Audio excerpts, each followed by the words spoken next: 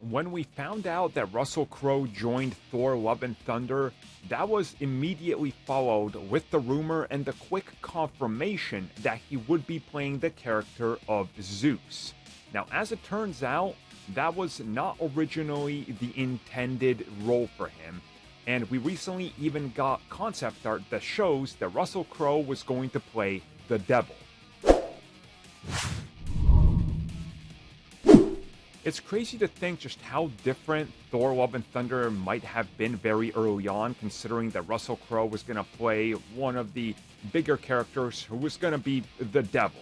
Again, it's a very interesting and kind of crazy choice, in my opinion. Now, this concept art was revealed by Miles Stevens, who revealed on his Instagram that, very early on, this is what they told him and this is what he drew. And essentially, this is confirming to us that Marvel Studios was willing to do something with the Devil. Now again, whether this was going to lead to Mephisto or anything, or any type of reveal like that, who really knows? Why the change was made probably is very clear if you see Thor Love and Thunder, because making him Zeus brought us the introduction of Hercules, who's obviously going to be a pretty big character going forward, so that kind of makes sense. And overall, in my opinion, I don't think you could have fit the Devil into the role that Zeus occupies in Love and Thunder. I just don't think it could have worked.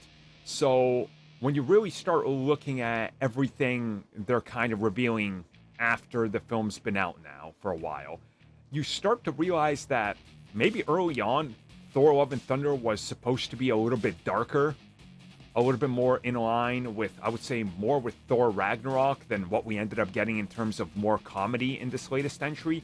And maybe they just decided, look, we're going to do something completely different. We don't have a spot for the Devil anymore, but we can retrofit elements of this into the story, and eventually we're going to get there, but we're going to give you a different role. And he even has a follow-up concept piece of art where he talks about the changes that were made, specifically how they still wanted to keep the character, but not have it be Russell Crowe, as Russell Crowe was handed off and, changed around. So obviously, that's when they made the transition over to Zeus.